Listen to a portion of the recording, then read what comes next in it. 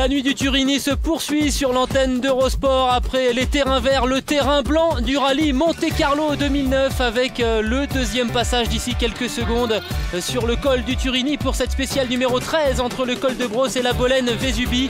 Une spéciale qui a déjà largement modifié le parcours lors de son premier passage et qui va encore forcément avoir son influence sur le classement général. Mercredi, les concurrents avaient négocié 3 premières spéciales pour se mettre en jambes.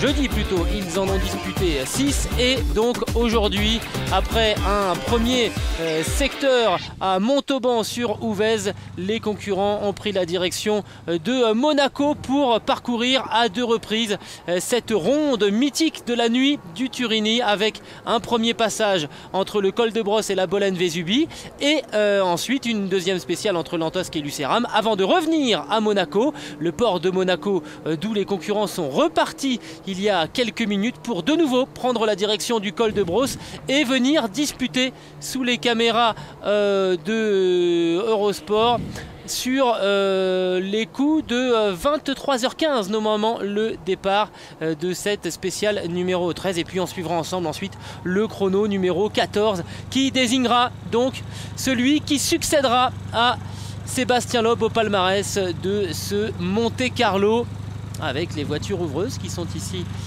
à l'image, les voitures 000. Et c'est Marc Duès qui pilote la voiture. Oui, il y a en général de bons pilotes qui font les ouvreurs. On sait que c'est Jean Ragnotti également qui pilote une de ces voitures ouvreuses. Départ, vous le voyez, de cette spéciale dans 13 minutes, un petit peu moins. Et l'ambiance...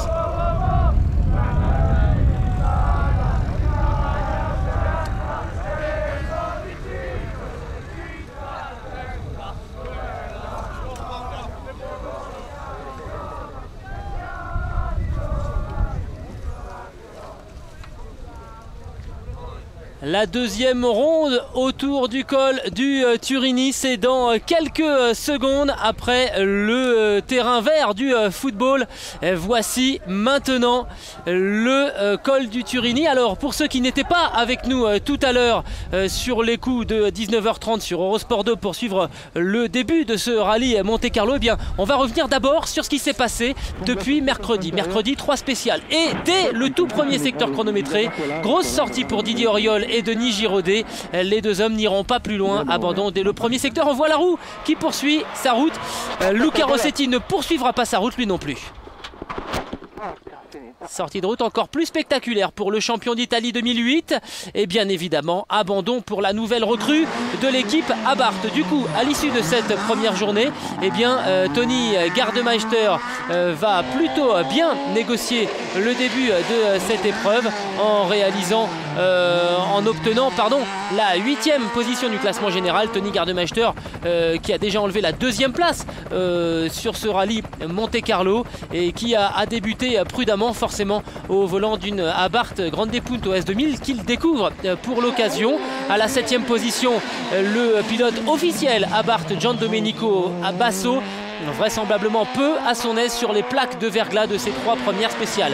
Un nouveau venu dans le championnat IRC, Chris Mick, au volant d'une Peugeot 207 préparée par l'équipe Chronos et qui représente Peugeot Grande-Bretagne. Chris Mick qui va signer même une victoire de spéciale durant cette première journée et s'installer à la 6e position du classement général.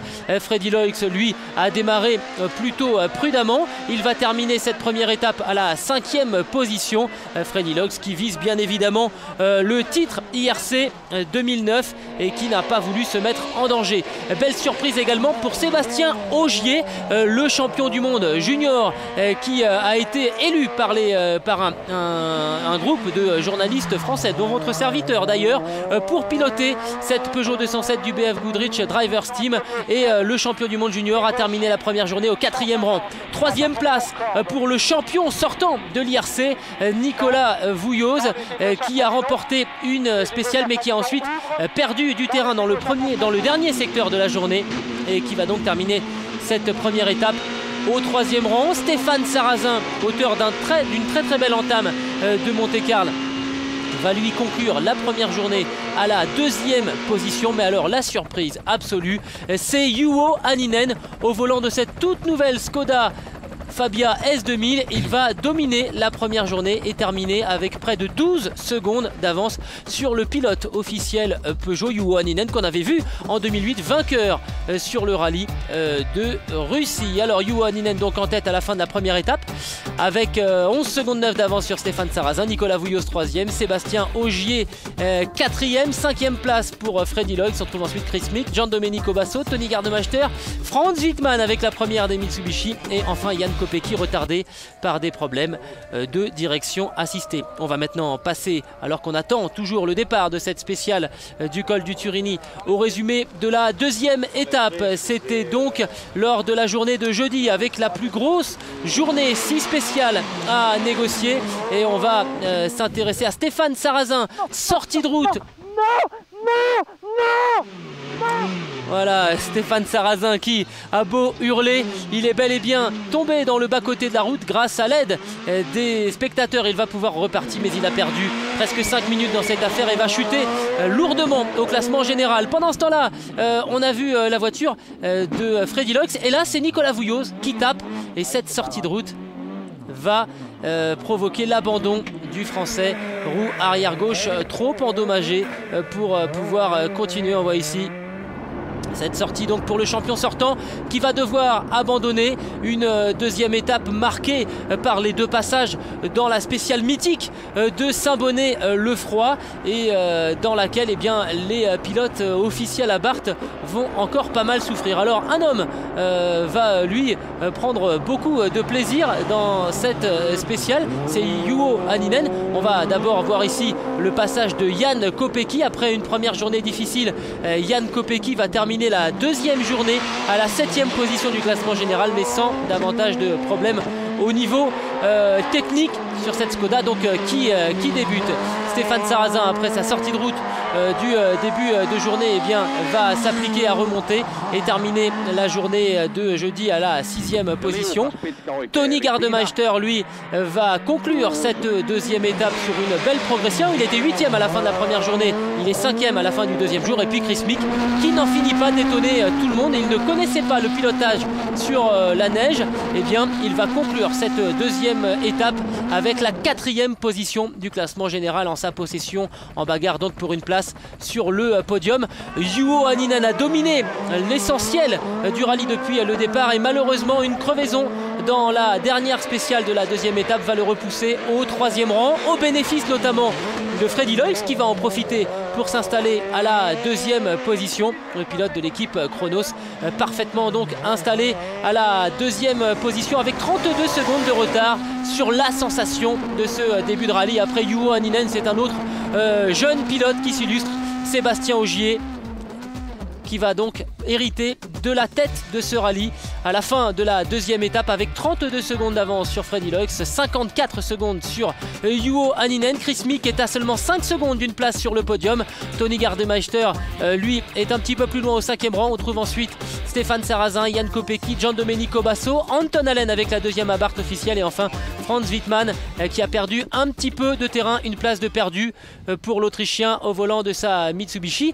Donc ce matin, les pilotes se sont donc élancés pour 5 spéciales avec d'abord un premier chrono à Montauban sur Ouvèze, une spéciale de 30 km avant de prendre la direction de Monaco et de disputer les spéciales numéro 11 et 12. On était en direct sur l'antenne d'Eurosport 2. Alors on va voir rapidement ce qui s'est passé dans la première spéciale ce matin à Montauban sur Ouvèze avec des ennuis pour Freddy Loix qui s'est fait dépasser par Sébastien Ogier durant la spéciale. Crevaison pour Freddy Loix qui a perdu du terrain, qui s'est retrouvé dépassé par Tony Gardemeister qu'on voit ici à l'image. Stéphane Sarrazin lui en a profité pour réaliser le 3e temps et se rapprocher d'une éventuelle place sur le podium, mais il y avait encore beaucoup de chemin à faire pour le pilote Peugeot. Et puis Sébastien Ogier qui a conservé l'avantage sereinement et même en remportant cette spéciale de Montauban sur Ouvèze. On va voir maintenant ce qui s'est passé dans la spéciale numéro 11,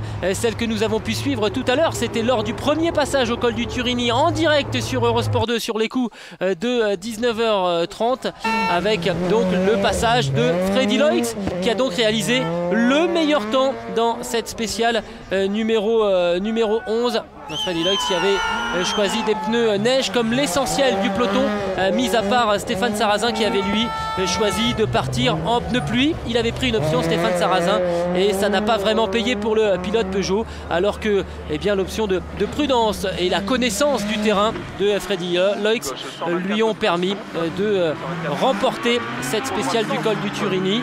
Belle prestation également de Tony Gardemeister qui va hériter du deuxième temps.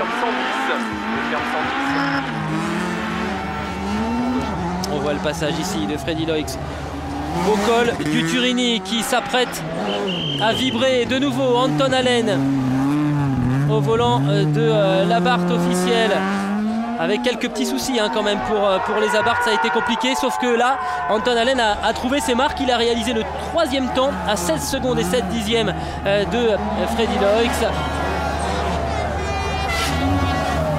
Et on voit les pilotes sur des œufs avec des pneus neige sur le verglas se formant et la neige fondue du col du Turini. Loix devant Gardemeister, Allen, Kopecky et Sébastien Ogier qui limite les dégâts avec le 5e temps dans cette spéciale numéro 11. Sébastien Ogier qui conservait à ce moment la première place du classement général. Et puis ensuite c'est Giandomenico Basso qui va réaliser à son tour le meilleur chrono dans la spéciale numéro 12, ce qui va donc porter le nombre de vainqueurs différents en spéciale depuis le début du rallye à 8 sur 12 spéciales négociées. C'est un rallye très ouvert, on le savait, il y avait une dizaine de pilotes qui pouvaient prétendre à la victoire mercredi matin en s'élançant pour le premier chrono. Ils ne sont plus 10 capables de s'imposer, mais on voit grâce à ces 8 pilotes victorieux différents en spécial que ça reste très ouvert. Yann Kopecky s'est illustré lui aussi dans cette spéciale numéro 12 en réalisant un chrono très solide. Troisième temps pour le pilote de la Skoda Fabia qui avait eu de nouveau des problèmes de direction assistée lors de la spéciale précédente et qui a réussi de nouveau à régler son petit souci tout seul comme un grand. Et Freddy Loix qui va un peu plus souffrir par rapport à la spéciale précédente. 5e chrono pour le pilote belge qui va malgré tout passer à la 2e position du classement général, parce que Tony Gardemeister lui a été victime d'une défaillance de son alternateur et qu'il a été obligé d'abandonner au départ de cette spéciale de Lantosque.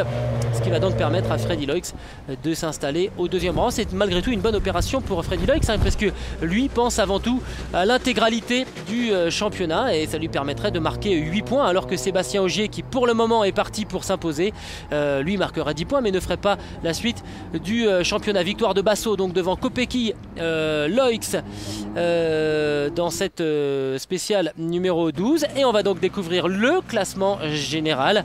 Sébastien Ogier en tête avec près de 2 minutes d'avance sur Freddy Loix. Stéphane Sarrazin qui réintègre le podium, mais attention, bagarre à venir entre Stéphane Sarrazin et Yann Kopecky. 2 secondes tout rond d'écart entre le français et le pilote tchèque. Giandomenico Basso lui est 5e, mais il ne pourra pas se battre pour une place sur le podium à plus de 5 minutes. Anton Allen est 6e devant Thierry Romeyer, un français au volant d'une Mitsubishi qui découvrait d'ailleurs cette Mitsu et qui s'en sort parfaitement bien. Olivier Bury, Patrick Artru et Tobia Cavallini. On va maintenant redécouvrir cette spéciale de 34 km 680 entre le col de Brosse et la Bolène-Vésubie. Une spéciale où l'on passera donc au col du Turini. Freddy Loix avait réalisé un temps de 30 minutes et 38 secondes lors du premier passage. On va voir, normalement les temps devraient être un petit peu moins bons.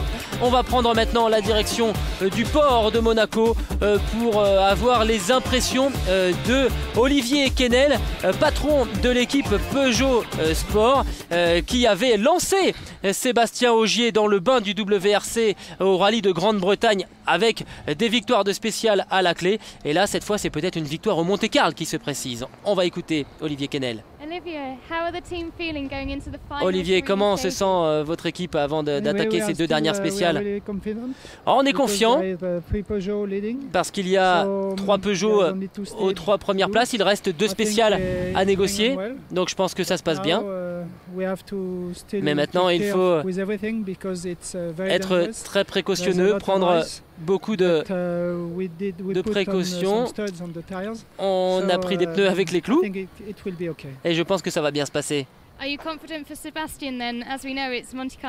que vous êtes confiant pour Sébastien Ogier? Oui, on sait que tout peut arriver. Je pense qu'il a parfaitement conscience de ce qui peut se passer pour lui et je suis parfaitement confiant. Alors autant Guy Fréquelin avait lancé dans le grand bain un certain Sébastien Loeb avec la réussite que l'on connaît, autant là on a l'impression d'assister à un début de carrière qui rappelle un petit peu celui du quintuple champion du monde Jean-Pierre Nicolas. Qu'est-ce que vous en pensez? Eh bien, Sébastien Ogier est un jeune issu des formules de promotion Peugeot.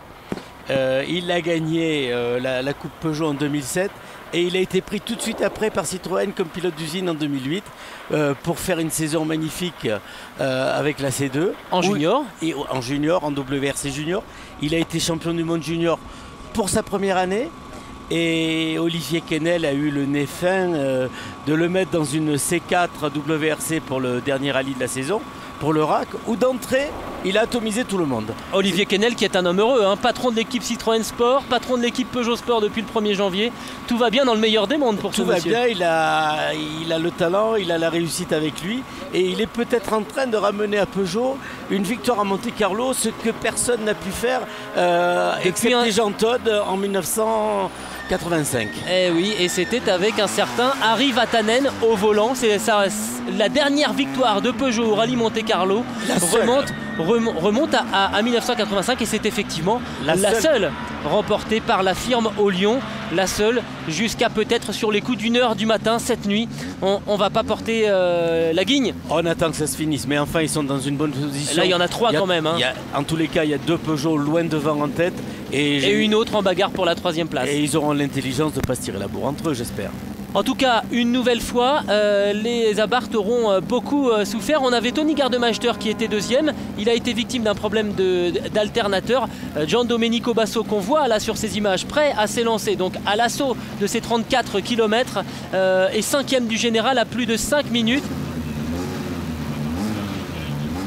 Et apparemment, alors selon ce qu'on est en train de nous annoncer, c'est que Anton Allen aurait peut-être eu un problème durant la liaison routière et qu'il devrait s'élancer après Giandomenico Basso, alors que normalement il aurait dû partir avant.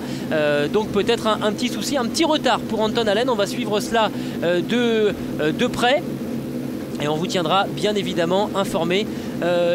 Giandomenico Basso qui est le seul pilote Abarth à avoir remporté une spéciale, c'était lors du dernier secteur chronométré négocié entre Lantosque et Lucéram. Il en manque un petit peu encore, Jean-Pierre, pour les Abarth? Écoutez, on pensait que fin 2008 les Abarth s'étaient remises au niveau des Peugeot et c'est vrai que sur les derniers rallyes de la saison 2008 elles ont fait ou jeu égal ou elles ont gagné les rallyes. Et puis on est un peu déçu de la prestation des voitures officielles sur ce rallye de Monte-Carlo, sauf sur la dernière nuit où Giandomenico Basso, ils ont peut-être trouvé un nouveau réglage, mais pour la dernière nuit, où là il a l'air de se réveiller, il fait des perfos très intéressants. Et on a aperçu également la caméra embarquée de Anton Allen qui se situe derrière Giandomenico Basso dans la zone d'attente avant de prendre le départ, ce qui confirmerait d'abord que Anton Allen est en mesure de prendre le départ, mais qu'il a bel et bien eu un petit retard, donc il devrait écoper d'une pénalité, ce qui ne devrait pas trop changer sa vie puisqu'il y a des écarts assez importants derrière. Allez, c'est parti pour Giandomenico Basso aux commandes donc de sa Grande Punto Abarth officielle. Et on est reparti pour cette fabuleuse spéciale du col de Brosse, la Bolène-Vésubie, avec un passage donc au col du Turini où nous nous situons et d'où nous vous commentons ces images. Et les pilotes y arriveront d'ici un petit quart d'heure, un petit peu plus qu'un quart d'heure. Oui, 20 minutes. Alors paradoxalement, Jean-Pierre, ce qu'on peut dire c'est que ça a commencé à givrer un petit peu sur les routes, mais que comme les pilotes sont partis avec des pneus clous, ça pourrait aller plus vite que tout à l'heure, non ?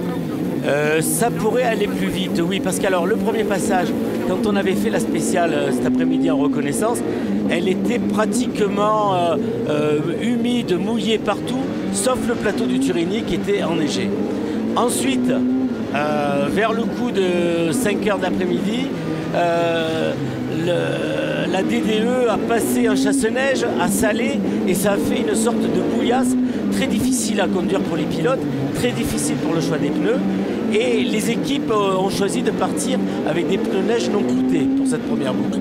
Et entre-temps, la température a descendu et les pilotes se sont fait piéger. Il y a eu pas mal de pièges sur la route avec le froid, le givre qui a fait son apparition. Et c'est vrai qu'avec le givre, pour la deuxième boucle, tout le monde par sécurité est passé au pneu clou. Allez, on vous laisse profiter quelques secondes de cette fabuleuse... Ah bah non, tant pis, on y reviendra, hein, c'est pas grave. En tout cas, vous voyez que le système marche parfaitement bien. C'est Jan Kopecky qui va maintenant prendre le départ après Gian Domenico Basso. Et Anton Allen devrait lui s'élancer après Jan Kopecky. Donc petit souci pour Anton Allen, mais il est bel et bien au départ de cette spéciale numéro 13.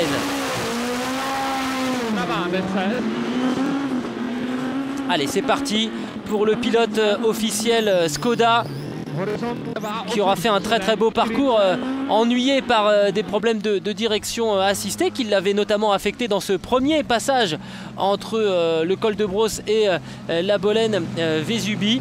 Il a remporté une spéciale depuis le départ du rallye, c'était la spéciale numéro 6.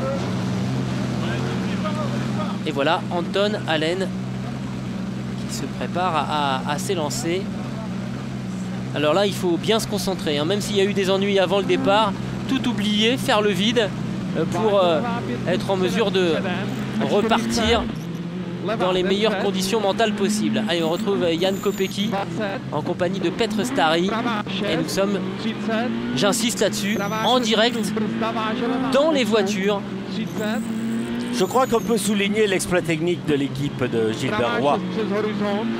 On va le faire tout de suite, comme ça sera fait. Parce que là, les images sont fabuleuses. Voilà, toute l'équipe technique sous la houlette de Gilbert Roy, à la réalisation Dominique Brett. On va remercier aussi Pierre Giusti qui apporte son expérience, toute l'équipe de la SFP, hein, parce qu'il y a du monde là qui est dehors dans le froid, sous la neige depuis le début de la journée parce qu'il est tombé beaucoup de neige. Et bon, en général, on fait ça plutôt vers la fin des retransmissions parce que comprenez bien que si ça tourne vinaigre, on sait jamais. Mais bon, Jean-Pierre a lancé la perche. Alors on va la saisir parce que je suis en admiration devant ces images. C'est clair que ça relève de la sorcellerie, hein, d'arriver à faire quelque chose d'aussi formidable pour les amateurs de rallye. Et pendant ce temps-là, Anton Allen, les yeux grands, écarquillés, prêt à s'élancer. On n'a pas les yeux autant grands ouverts que Gilles Panizzi avant une spéciale, mais on n'en est pas loin. Allez, c'est parti, le grand saut. Non pas dans l'inconnu pour Anton Allen, mais dans ce mythe pour le Finlandais, alors qu'on retrouve Stéphane Sarrazin. Et là, alors puisqu'on en est à l'heure des coups de chapeau, on va tirer un grand coup de chapeau à l'équipe Peugeot de Stéphane Sarrazin. On y reviendra d'ici quelques secondes. On va d'abord apprécier le départ de Anton Allen.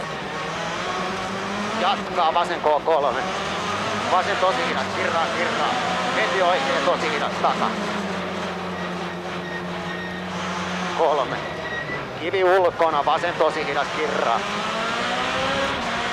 Oikein hidas. Ja vasen KL2. Vasen tosi hidas, tiukka serpo. Alors c'est une route qui est étroite pendant une dizaine de kilomètres. On ne peut pas faire la moindre faute parce que tout de suite on touche un petit rocher et on casse la voiture. Et c'est une route que tous les pilotes connaissent bien parce que la plupart des équipes viennent sur ce parcours-là pour faire des essais techniques, la mise au point de la voiture. Le sol est mauvais, le revêtement est mauvais, avec beaucoup de bosses. On appelle ça du vertical, on travaille beaucoup le vertical sur cette portion-là. Et c'est vrai que toutes les équipes du monde entier viennent faire des essais ici. C'est une base qui a été trouvée et mise par Gilles Panizzi il y a quelques années pour l'équipe Peugeot. Et c'est une base très valable pour mettre les voitures au point.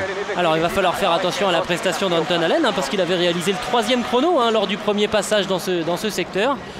Donc il est plutôt en forme, Anton Allen, qui avait également signé la 2e meilleure performance dans le secteur numéro 5. Mais sinon pas mal de difficultés, des crevaisons notamment pour le pilote finlandais, et puis des choix de pneus mal inspirés, ça c'est vrai. Stéphane Sarrazin au départ de cette spéciale numéro 13.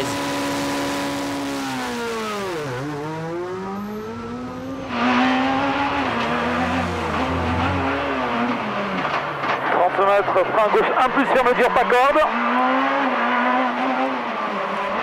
20 mètres, droite 4 cours, ferme frein 22 moins long, ouvre, neige corde 3.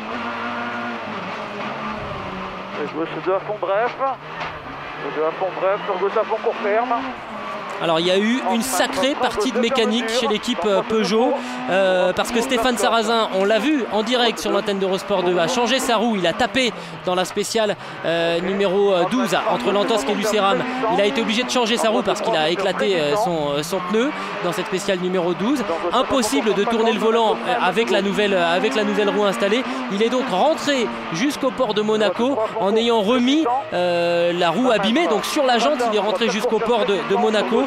Il a pointé vraiment limite pour rentrer à l'heure à la zone d'assistance. L'équipe Peugeot a changé le demi-train avant gauche et le berceau dans les 20 minutes à partir pour cette assistance. C'est un petit exploit et il est ressorti vraiment à quelques secondes avant de se prendre une pénalité.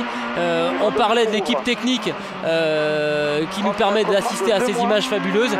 Les mécanos eux aussi font des exploits. Et pendant ce temps-là, juste une petite info, les spectateurs sont en train de balancer de la neige au niveau du col du Turini.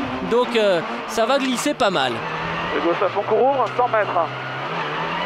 100 mètres, bossé dans gauchiste sur droite, 2 moins court ouvre, très puissant. On va quitter l'habitacle de Stéphane Sarrazin pour assister au départ de Freddy Loix. C'est important, Freddy Loix est deuxième du classement général à 1 minute 57 de Sébastien Ogier.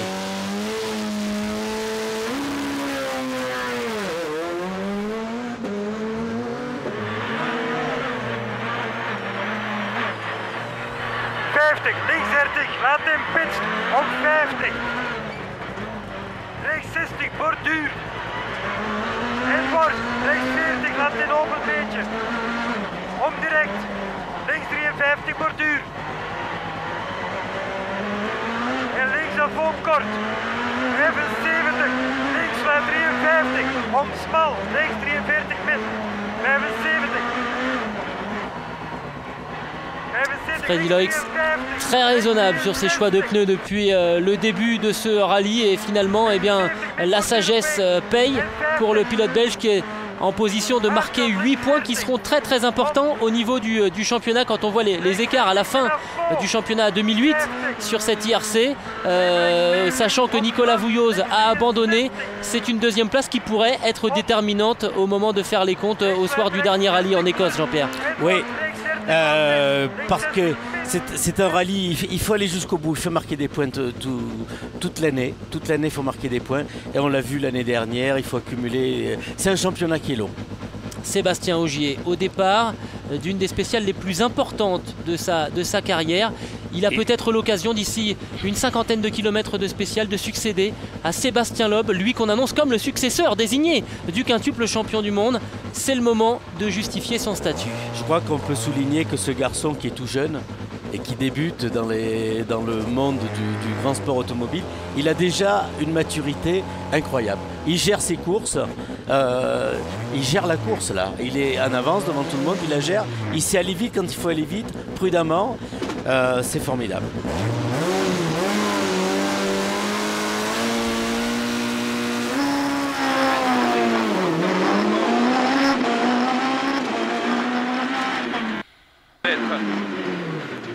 Attention, gauche 91, ferme 80 moins, pas corde.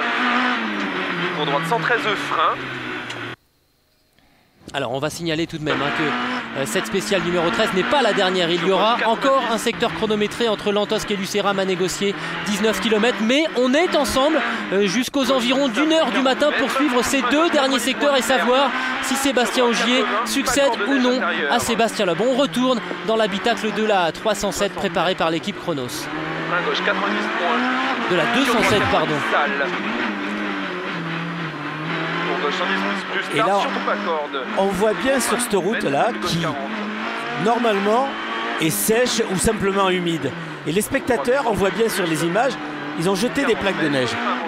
Et ça, c'est le problème du col du Turini toutes les années. Et c'est comme ça que Gérard Larousse, qui avait gagné le rallye en 68, Dans la dernière spéciale, il est sorti sur une plaque de neige. Et Jean-Luc Terrier, pareil. Il avait son rallye gagné et sur une plaque de neige mise par les spectateurs, il a dû abandonner. Pour ceux qui sont un petit peu moins expérimentés, plus récemment, on se souvient des sorties de Marcus Gronholm et de Peter Solberg qui n'étaient pas en position de gagner ce Monte-Carlo puisque c'était Sébastien Loeb qui était devant, mais qui sont sortis dans la descente du Turini justement parce que des spectateurs avaient mis de la neige. Toujours pour la même raison. Mais là, on en a bien l'exemple sous les yeux.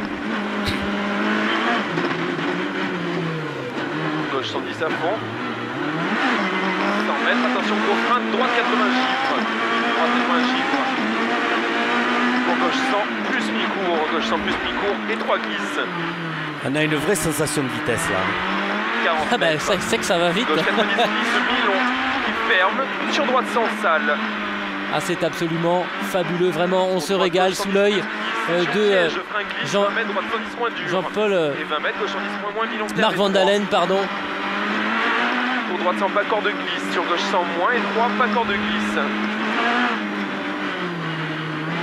Pour droite 120 moins, Milon ferme le frein glisse.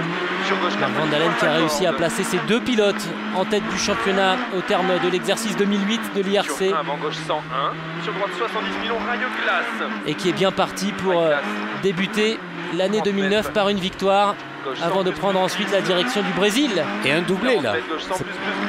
Pour l'instant, oui. Frein gauche 100 plus glisse, sur droite 110 Milon. 110 Milon, pour gauche 110 plus et frein 30 mètres, gauche droite 80 givres. Et toujours, ce qui est très impressionnant, c'est le calme avec lequel Julien Ingrassia donne ses notes à Sébastien Ogier.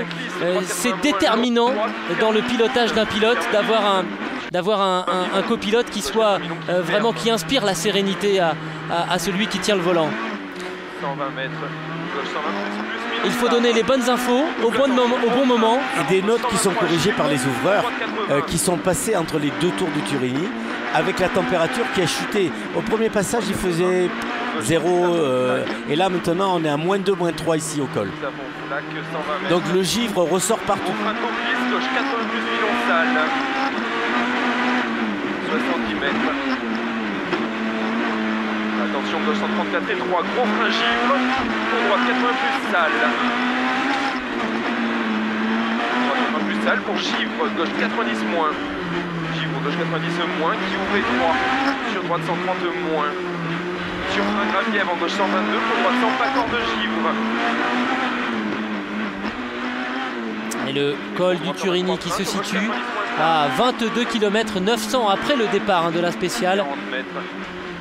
On en est encore loin du côté de Sébastien Ogier et de Julien Ingrassia, mais les premiers que l'on a vu s'élancer ne doivent plus maintenant en être très très loin.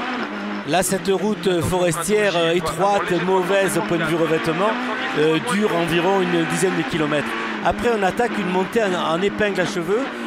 Il y a une quinzaine d'épingles pour arriver sur le plateau du col du Turini, dans le village de Peracava, où là, la route va s'élargir, des grandes courbes très rapides, où on prendra entre 150 et 170 km/h avec ces voitures-là sur la neige. Alors on voit les mécanos de l'équipe Chronos qui sont donc désignés pour s'occuper de la voiture de Sébastien Ogier, qui ont eu quand même un petit coup au cœur parce que Sébastien Ogier, en quittant son emplacement dans la zone d'assistance, a fait une marche arrière un petit peu plus vive que sans doute ce qu'il aurait voulu, et il est allé percuter un pot de fleurs, un bac à fleurs qui était situé un petit peu plus loin. Ça a fait peur à tout le monde, la voiture n'a absolument pas souffert, mais bon, voilà, peut-être le seul signe de fébrilité qu'on aura noté dans le parcours de Sébastien Ogier depuis le départ de ce Monte-Carlo 2009. 120 moins, railleuse salle, 60 mètres. Gauche 130 plus Milon salle. 130 plus Milon salle qui prend en ciel. Dessus gros frein piège d'eau. Avant gauche 134 givre. Pour droite 90 plus glisse. Voilà, givre, il n'y était pas au premier passage, le givre. Hein.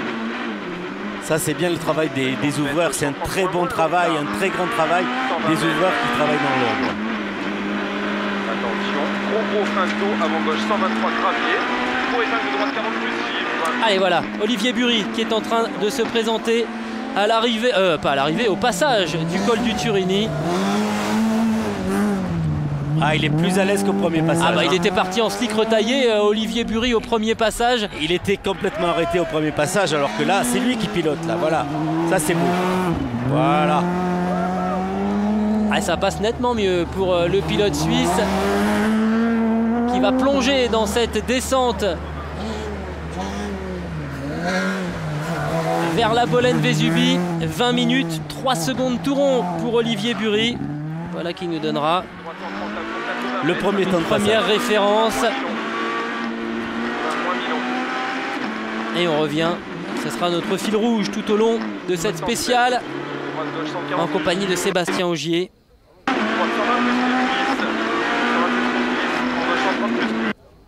Suite, attention, frein, 60 mètres. 110 plus Milon, 17-3. Droite gauche 132, frein, givre. Pour droite 126 plus 50 mètres, attention, pour frein, droite 80 moins, pas corde noire. Juste pour donner un ordre d'idée. Lors du premier passage, Olivier Bury était passé au col du Turini en 22 minutes 32 secondes. Là, il vient de passer en quasiment 2 minutes de moins. 20 minutes, 3 secondes. Voilà, là, on attaque la montée en épingle jusqu'au col du Turini, jusqu'au village de Terracava. Pas corde qui ferme. Alors, le sol est meilleur au point de vue vertical. La route est quand même encore étroite. Et on va d'une épingle à l'autre. 40 mètres, gauche 110 plus Milon. 50 mètres, gauche 110 plus tenir, sur droite 100 moins tard. On peut dire un mot des spectateurs, Gilles, qui sont là depuis, certaines depuis ce matin, qui ont installé des petits feux de camp. Et il y a toujours des passionnés dans ce rallye de Monte-Carlo, c'est formidable. Et depuis ce matin, soit il a plu, soit il a neigé, soit il a fait très très froid. Sur gauche 80 moins glisse. Sur droite 90 glisse. Sur gauche 90 relance, 40 mètres. Gauche 120 plus, 80 mètres, attention. Ce sont vraiment des passionnés. Gauche 42 plus. Mais le Monte-Carlo mérite qu'on se passionne parce que c'est vraiment une course fabuleuse et cette édition 2009 aura vraiment été très très riche. Les conditions météo ont provoqué pas mal de migraines dans les différentes équipes pour choisir les pneumatiques. On a eu du spectacle, on a tout eu. Il reste maintenant à nous trouver un beau vainqueur. Et nous, le spectacle, on l'a toujours là. On est, imaginez ce que les passionnés et ce que les copilotes qui sont à côté, qui se régalent, parce qu'à côté, ce sont souvent des passionnés, les copilotes. Et là, on vit comme eux, là, sauf que nous, on n'annonce pas les notes. Mais eux, ils se régalent et c'est formidable. Et il faut penser qu'ils sont courageux, ces gens-là. Parce qu'ils prennent les mêmes risques que les pilotes. Ils ne voient pas toujours la route, parce qu'ils annoncent les notes virage par virage, la tête baissée. Allez, Giandomenico Basso passe à son tour au col du Turini. Oh, là aussi, ça va aller beaucoup plus vite pour le Transalpin. Allez, 19 minutes 20 secondes. Giandomenico Basso. Alors, c'est assez étonnant. Basso était passé tout à l'heure en 19 minutes 20 secondes et 7 dixièmes. À 6 dixièmes près, c'est exactement le même chrono. Avec des pneus de neige sans clous au pour le premier pilote passage. italien. Donc là, vous voyez comme quoi les choix de pneus, même si ça regardez évolue, le givre là. Voilà. c'est bien contrôlé hein, quand même. Hein. On sent qu'il y a de la maîtrise. Hein. Gauche 90 plus pour attention. Avant droite 121 tard sur le frein de gauche 40 givre. L'avantage pour Sébastien Ogier, c'est qu'il a 2 minutes d'avance quasiment hein, sur Freddy Loix. Donc pas besoin d'aller chercher les derniers dixièmes dans chaque virage. Il peut garder une certaine marge de manœuvre sous le regard de Frédéric-Henri Biabo, Le patron de la compétition. chez BF Goodrich et dans le groupe Michelin d'ailleurs. C'est sa voiture hein, qui roule puisque Sébastien Ogier est le représentant de l'opération BF Goodrich Drivers Team. Pour ce Monte-Carlo 2009, il y aura 5 épreuves cette année où l'on retrouvera cette voiture et où un groupement de pilotes, de journalistes nationaux désigneront, comme j'ai eu l'honneur de le faire avec mes collègues de la presse spécialisée, l'honneur de le faire il y a quelques semaines. Kopecky au col. Allez.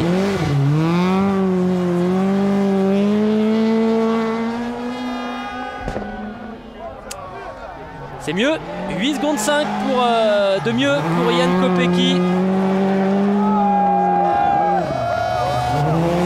Et pour nous aussi c'est mieux. Ah oui, parce que là c'est spectaculaire. Les pilotes ont des clous, ils ont des voitures qui tiennent la route, ils peuvent les manier, ils peuvent les jeter dans des grandes glissades, ce qu'on n'avait pas au premier passage, parce que tout le monde était sur la réserve. Allez, on revient de nouveau dans la voiture de Sébastien Ogier. 40 mètres, main droite 100 plus 10, 110 plus Milon, 40 mètres. 320 moins de tard. C'est quand même une superbe performance qu'il est en train de réaliser parce qu'il a découvert cette voiture vendredi dernier. Et il a immédiatement dit, hein, c'est très difficile à piloter parce que ça ressemble à une Super 1600 parce que c'est un moteur atmosphérique et en même temps c'est une 4 roues motrices. Et donc là de ce côté-là, il a retrouvé un peu ce qu'il a connu dans la C4 en Grande-Bretagne avec la C4 WRC. Oh. Non mais ça c'est l'arrière qui glisse avec les pneus à clous, c'est normal. Sur droite 100 plus chiffre. Sur gauche 110 plus pas corde. 110 plus pas corde. Sur droite gauche 130 à fond. Et 50 mètres à droite 120 verglas. Ah, la vitesse à laquelle il passe dans cette enfilade qui est le sommet, qui est en haut de la côte, et là on attaque le plateau avant d'arriver à Piracava, et là c'est la portion la plus rapide de la spéciale. 120 mètres. Attention, droite 140 au panneau. 140 au panneau. Sur dessus de gros frein 70 mètres. Droite 90 millions verglas. Droite 90 millions verglas. Pour gauche 130 à fond. 150 mètres. Et là, je veux pas paraître grossier, hein, mais il faut vraiment être un homme hein, pour débouler comme ça à 170, 180 sur une route verglacée. Je peux vous dire que là, dans la voiture, il faut avoir deux hommes courageux et parfaitement concentrés sur ce qu'ils font. Allez, Jan Kopecky arrive à son tour. Non, c'est pas Jan Kopecky, c'est Anton Allen. Jan Kopecky est passé la voiture d'avant. Il y a 2 minutes. Alors, Allen. Oh, 22 secondes de retard.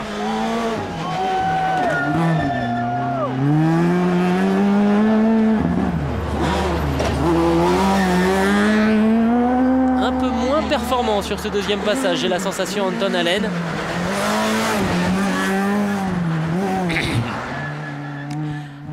Bah, il sait qu'il est loin au scratch, il manque un peu de motivation. 6e au classement en général avec 6 minutes de retard sur Giandomenico Basso et avec 8 minutes d'avance sur Frédéric Omeyer. Donc il n'y a pas vraiment de raison de prendre trop de risques. Pour double attention, droite gauche 144 glisse frein, pour droite 110 plus bref. Pour droite 110 plus Milon. 110 plus Milon. Quand il parle de 90, de 110 et de 130, c'est les angles. Hein. Ne croyez pas que ce sont des angles, non, c'est de la vitesse. Sur gauche 130 plus 80 mètres, gauche 130 plus. C'est une notion de vitesse. Droite 130 plus, pour gauche 130 millions de tard. 130 millions de tard, 120 mètres. Bon, il y a 50 façons de prendre les notes. Ouais, de toute façon. Après, c'est les pilotes hein, qui décident de quelle façon on leur donne leurs informations. Stéphane Sarrazin arrive à son tour au col du Turini. Ah, il passe plus vite que tout à l'heure avec les pneus pluie quand même. Ah hein. oui, bah ça, heureusement. Allez, 8 secondes de mieux, c'est lui pour l'instant qui est crédité du meilleur temps de passage. 19 minutes, 3 secondes et 4 dixièmes pour Stéphane Sarrazin. Et on replonge dans la descente vers la Pollen Vesubie.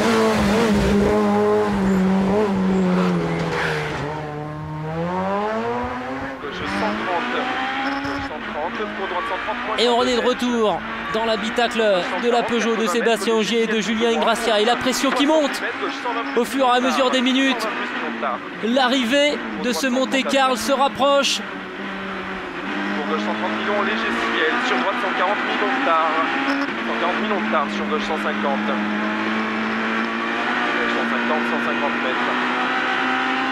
Gauche 140 à fond, sur droite 140 moins très long qui ferme. Droite 140 moins très long qui ferme.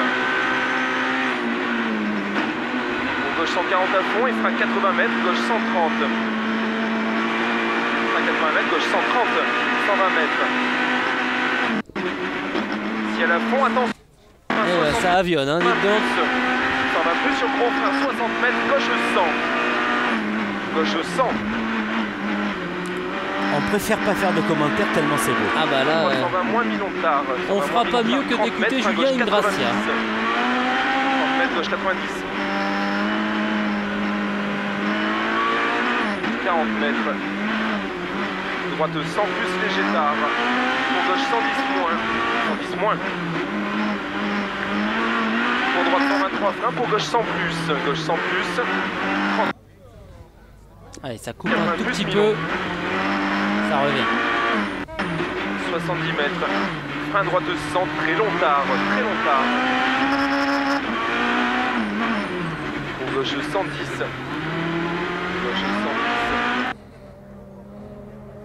Alors, puisque Sébastien Ogier est en route vers une victoire très importante dans sa carrière, on peut juste peut-être dire un mot. On va assister d'abord au passage de Stéphane Sarrazin, de Freddy Loix, et après on parlera juste un mot de Julien Morin. Freddy Loix, où en est-il? Il est en retard, hein, par rapport à Stéphane Sarrazin, moins à son aise que lors du premier passage lors duquel il avait réalisé le meilleur temps. 24 secondes 5 de retard déjà pour le pilote belge.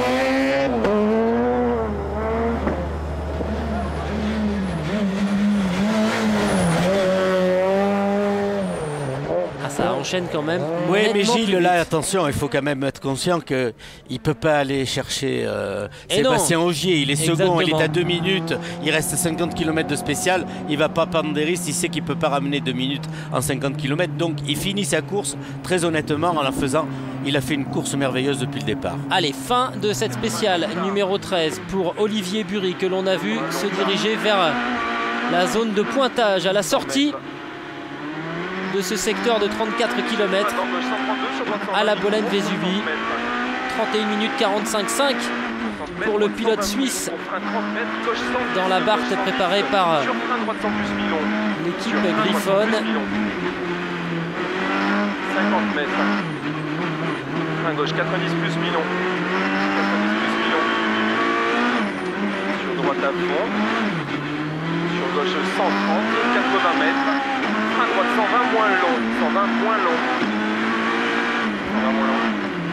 50 mètres gauche 110 Milon. Les premiers fumigènes qui indiquent qu'on est en train de se rapprocher du col du Turini pour le champion du monde junior. Frein droite 120 plus plus. Droite 120 plus plus. 40 mètres, droite 120 plus. Droite 120 plus sur Gilles, 130 à fond. on a l'impression qu'on est derrière un écran vidéo, tellement c'est beau. 130 Milon. C'est un écran vidéo en vrai sur la neige. Moi j'avais plus l'impression d'être assis entre les deux membres de l'équipage, mais bon. 50 mètres.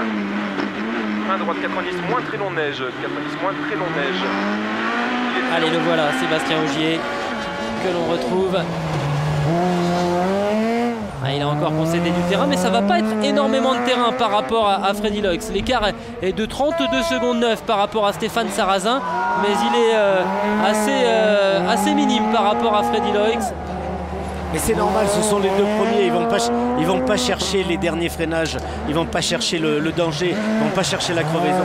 Alors que Stéphane Sarrazin, lui, est quand même obligé d'attaquer parce qu'on le rappelle, il n'a que 2 secondes d'avance sur Jan Kopecky, et Stéphane Sarrazin veut monter sur le podium du Monte-Carlo et veut offrir un triplé à Peugeot. Et Kopecky veut aussi, pour sa première sortie avec la Skoda, monter sur le podium. Moins Milon ferme fort. Enfin, moins Milon ferme fort. 40 mètres. Frein avant gauche 122. Sur droite 112. Que c'est beau, que c'est beau, cette voiture face au mur dans les virages, emmenée de main de maître par Sébastien Ogier. La fin du secteur numéro 13 pour Giandomenico Basso qui arrive à la Bolène-Vésubie. Et c'est largement mieux qu'Olivier Bury. 1 minute 13 de mieux. Giandomenico Basso est un pilote professionnel, hein, donc il n'y a pas de Combien d'écart par rapport au premier passage? Alors, Giandomenico Basso, lors du premier passage, avait terminé en 31 minutes et 7 secondes. Donc on est à 36 secondes de mieux. Hein. Ouais, et n'oublions pas qu'il avait fait un double tête à queue c'est vrai. sur le col du Turini au premier passage. On va le retrouver au micro d'Alessandro Dragosei. Eh, petite touchette quand même. Hein. Oh, c'est rien, ça arrive. C'est les murs de neige. Giandomenico, how were the conditions compared to the first loop? Come erano le condizioni? Comment étaient les conditions par rapport à la première boucle? Abbiamo fatto una scelta diversa di pneumatici, abbiamo montato dei chiodi. On a fait des réglages de suspension différents par rapport au premier passage. Et on a pris des pneus clous. Voilà, et on a monté des clous et par rapport au premier passage où on avait des pneus neige sans clous, c'est beaucoup plus efficace. Voilà, donc les informations de Giandomenico Basso, forcément hein, avec des clous sur ce terrain, c'est quand même nettement mieux et on a vu que ça lui avait permis d'améliorer de plus de 30 secondes, sachant que il avait fait un tête à queue lors du premier passage. C'était Fred Roba bien sûr qui était à l'arrivée et non pas Alessandro Dragosei. Il y a une sacrée différence capillaire entre mes deux bons camarades. Allez, 30 minutes 21 secondes et 6 dixièmes, c'est 10 secondes de mieux pour Jan Kopecky, très très bon chrono pour le pilote Skoda qui avait fait 31 minutes et 4 secondes au premier passage. Lui il améliore de 40 secondes. Donc. Ouais, donc c'est sensiblement mieux pour Jan Kopecky. Alors c'est important hein, parce qu'on l'a dit, Jan Kopecky est en bagarre avec Stéphane Sarrazin pour une place sur le podium. Autrement dit, Stéphane Sarrazin doit faire mieux que 30 minutes, 23 secondes et 6 dixièmes pour conserver sa troisième position. On va écouter Jan Kopecky. Forcément des choses intéressantes à nous dire. Jan, please. You're still pushing very hard. Vous êtes encore à l'attaque pour tenter de rattraper Stéphane Sarrazin. Non, c'est vraiment très piégeux. Et je pense que Stéphane connaît chaque virage de cette spéciale. Il est chez lui ici. Et pour nous, c'est important d'aller jusqu'à l'arrivée. Voilà, oh là il y a peut-être une petite partie de poker menteur quand même parce que Jan Kopecky n'a pas roulé comme quelqu'un qui assurait. Je ne sais pas si vous êtes d'accord avec moi Jean-Pierre. Entièrement d'accord et puis ils sont obligés d'aller la chercher cette troisième place. Allez, et on retrouve bien sûr Sébastien Ogier qui s'approche à son tour du passage au Turini. Non, de l'arrivée, pardon. Les intermédiaires. 120 mètres, Givre, attention, gros frein tôt, avant gauche 112, pour être à droite 50, pas corde. C'est Sarrazin qui avait été le plus rapide. Et il y avait 8 secondes 2 d'avance pour Stéphane Sarrazin par rapport à Jan Kopecky. Droite 80, long neige, qui ferme. Et le prochain à arriver, c'est Anton Allen. Alors on va voir s'il s'est un petit peu rattrapé. Il avait eu un début de spécial un petit peu laborieux, le jeune pilote finlandais. 30 minutes, 33 secondes et 3 dixièmes.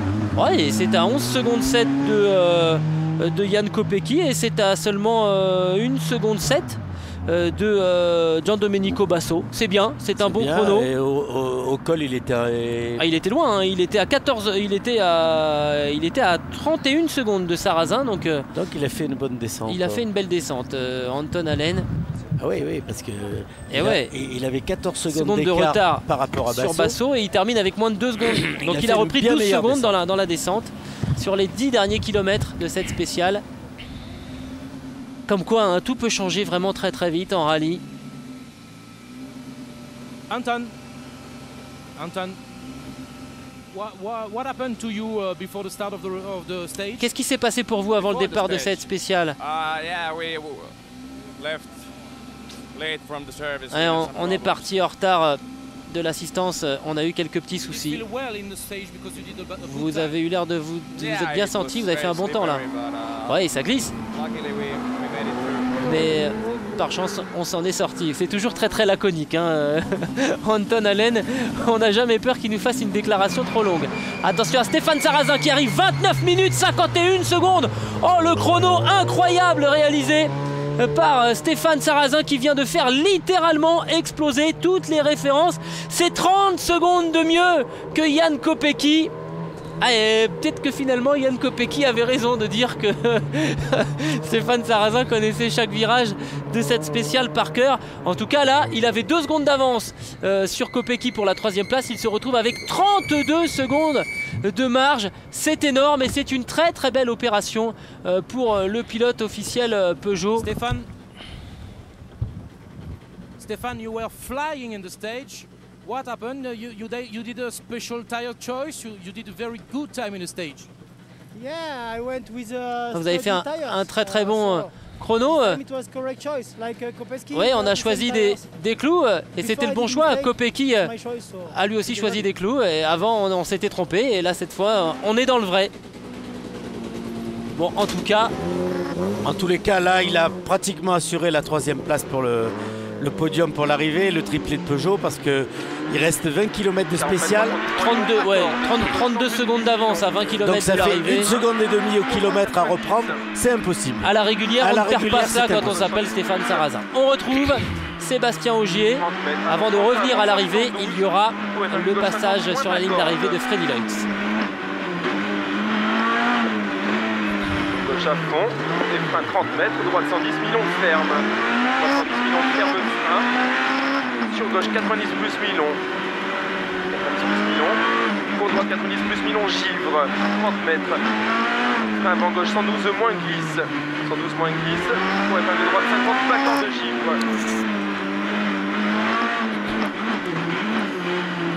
30 mètres, droite de 110 tenir. Pour gauche Santard qui ferme fort, sur droite de 110 à fond, 50 mètres, gauche 120 plus givre, 70 mètres, attention gros frein taux glisse, avant gauche 133 givre, pour droite 90 moins long accord de glisse, 90 moins long accord de glisse, pour gauche 90 moins mi-long verglas qui ferme fort, sur droite 140, 80 mètres, gros frein avant gauche 133, pour droite 110, 40 mètres, frein droite 90. Frein droite 90. Pour gauche 90 plus millions. Et l'arrivée de Freddy Loix à la Bolen Vesubi au terme de cette spéciale numéro 13. Pas de souci visiblement pour le pilote belge qui va pouvoir conserver sa 2e place au classement général. Il avait 1 minute 48 d'avance sur Stéphane Sarrazin. Et il a perdu plus de 50 secondes hein, malgré tout. Bon, il lui restera plus d'1 minute, donc quoi qu'il arrive, c'est impossible aussi. C'est impossible de perdre plus d'1 minute, mais c'est quand même souligné à quel point Stéphane Sarrazin a roulé fort dans cette Stéphane spéciale. Sarrazin qui devient le meilleur performeur du rallye avec 4 victoires en spécial contre 3 à Anninen et tous les autres en ont une seule. Ah, ce qui prouve qu'il était bien dans le rythme, hein, Stéphane. Et il est affûté, C'est un pilote de F1 qui est un grand pilote de sport proto et qui rêve toujours de faire des exploits en rallye, ce qu'il arrive à faire de temps en temps d'ailleurs. Et il aurait aimé faire une belle carrière en rallye. Ah, il a la fibre, il a l'esprit du rallye. Et puis il l'avait fait, il a été pilote officiel Subaru. On écoute Freddy Loix. Freddy, just one stage to go, but keeping Freddy, the second encore position, une spéciale pour vous. Tout est question de garder cette 2e place. Ouais, c'est vraiment très compliqué. Hein. Comment vous vous sentez? Je me sens bien. Mais les spéciales sont très très difficiles. Il faut rester vraiment sur ses gardes. Et il a le sourire en même temps hein, quand il dit ça. Freddy, parce que, en tant que pilote, Jean-Pierre, plus c'est difficile, plus c'est intéressant. Non, mais bien sûr, mais il sait très bien qu'il assure sa position là. Il avait l'œil coquin, l'œil malin, le petit Freddy. Et que vous avez bien connu, hein, vous. Hein. Ah oui, on l'a eu dans l'équipe Peugeot sur la 307. Allez, Sébastien Ogier qui est le dernier parmi les hommes de tête hein, à passer dans cette spéciale. Ensuite, on retrouvera notamment Patrick Artrus, Frédéric Romeyer, Tobia Cavallini, Hervé Knapik qui fait ses grands débuts sur le Monte-Carlo. Un peu plus de 60 ans. Comme quoi, on peut toujours être vert. Le cap de la soixantaine passée. Ben, c'est d'ailleurs le cas du champion de France. C'est vrai, Danis Nobeck. Danis Nobeck. Et puis c'est votre cas à vous, hein, Jean-Pierre, puisque vous avez sifflé un nouveau tour de calendrier hier. Oui, mais moi j'ai raccroché le volant quand même. Allez, 59 secondes 7 pour Sébastien Ogier de perdu par rapport à Stéphane Sarrazin. Là c'est pareil, hein, prise de risque très limitée pour le leader de cette épreuve qui conclut donc cette spéciale du col de Brosse, la Bolène-Vésubie, toujours en tête au classement général et c'est de loin le plus important. Il gère cette course à la perfection.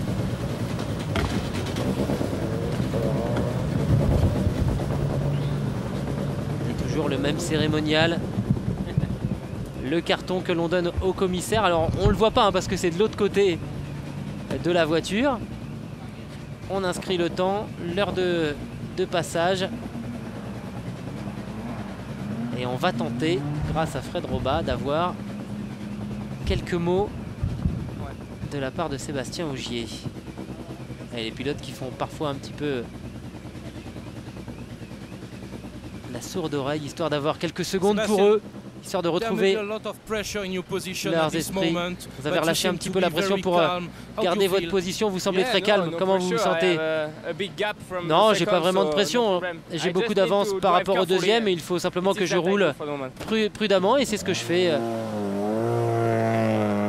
Avec beaucoup de recul, beaucoup de maîtrise pour Sébastien Ogier. Ça sent vraiment le champion en puissance. Stéphane Sarrazin, vainqueur, en tout cas de cette spéciale. Meilleur temps pour le moment de cette spéciale devant Jan Kopecky, Giandomenico Basso, repoussé à 29 secondes et 39 secondes pour l'Italien. Anton Allen, 4e chrono. Freddy Loix, crédité de la 5e meilleure performance. Sébastien Ogier 6e, Olivier Bury 7e. Il faut souligner que Freddy Loix et Sébastien Ogier sont au petit trot là. Ils rentrent à Monaco en prudence, ils ont gagné le rallye, ils font un beau doublé pour Peugeot et bientôt le triplé avec Stéphane Sarrazin. Maintenant que Stéphane a fait l'écart par rapport à la Skoda de Kopecky, on s'achemine vers un magnifique triplé Peugeot. On fait donc les calculs au niveau du classement général. Sébastien Ogier reste leader. Son avance est légèrement réduite, mais vous voyez de quelques secondes. Hein, 1,51 d'avance par rapport à Freddy Loix, donc là pas de souci. Et on a vu l'information importante, c'est que désormais Stéphane Sarrazin possède près de 32 secondes d'avance par rapport à Jan Kopecky, respectivement 3e et 4e. Pas de changement derrière pour Basso, Allen. Et on va retrouver Marc Van Dalen à une spéciale de la délivrance. Marc, could it be a 1-2 for Kronos Racing? Marc, ça pourrait être un doublé pour vous. Oui, mais il reste encore 19 km de spécial. Et puis ensuite, il faut que les voitures reviennent jusqu'à l'assistance. Donc on croise les doigts et on attend. J'aimerais bien hein, que les voitures reviennent avec les 2 premières places. Il y a un petit peu de pression, mais ça va. J'ai parlé tout à l'heure avec Freddy et il disait qu'il voulait rester sur un bon rythme tout en étant sûr de rallier l'arrivée. Oui, on joue vraiment la carte de la prudence. Pneus clous. On veut aller jusqu'à l'arrivée. Est-ce que c'est important pour Kronos ce Monte-Carlo? C'est une sorte de rêve qui se concrétise parce que le Monte-Carlo c'est une des épreuves les plus réputées dans le monde et faire un doublé sur le Monte-Carlo pour une équipe comme Kronos, c'est incroyable, c'est un moment exceptionnel. Et Marc Van Dalen qui parle encore de son équipe comme d'une petite équipe, il faut quand même se souvenir qu'il a eu dans ses rangs, certes ce n'était que pour une année, mais un champion du monde, Sébastien Loeb. Est-ce qu'on peut encore parler d'une petite équipe et avec quel professionnalisme? Et avec qui il a été champion du monde. Exactement, aussi. Et avec qui il a battu le nombre de victoires en championnat du monde des rallyes. On va aller faire le point également avec Nick Gulino qui est donc le team manager de l'équipe Abarth. Alors là forcément ça sourit un petit peu moins, même si pour le moment les Abarth officiels sont dans les points. Nick, good results for Basso and Allen. Nick, c'est un bon résultat pour Basso et Allen. Oui, peut-être un petit peu tard dans l'épreuve. Il ne reste qu'une spéciale maintenant. J'espère qu'on va pouvoir conserver nos places jusqu'à l'arrivée. J'espère que tout est sous contrôle de leur côté. Qu'est-ce qui s'est passé avec Tony Gardemeister? c'est vraiment pas de chance, il a eu un petit problème électrique. Et il n'a pas été en mesure de prendre le départ de la spéciale numéro 12. Donc de notre côté, nous devons continuer à nous battre pour tenter de barrer la route à Sébastien Ogier qui mérite cette très belle victoire. Toujours fair play Nick Gullino, mais là il en faudra un peu plus pour barrer la route de Sébastien Ogier. Alors on va marquer une petite pause, Jean-Pierre, on va analyser tout ce qui s'est passé durant cette spéciale numéro 13 juste après une courte pause, mais attention, restez avec nous, on reste en direct d'ici quelques minutes. Le spécial de la dernière, le départ de la dernière spéciale du Monte-Carlo 2009, c'est juste après la pause, à tout de suite.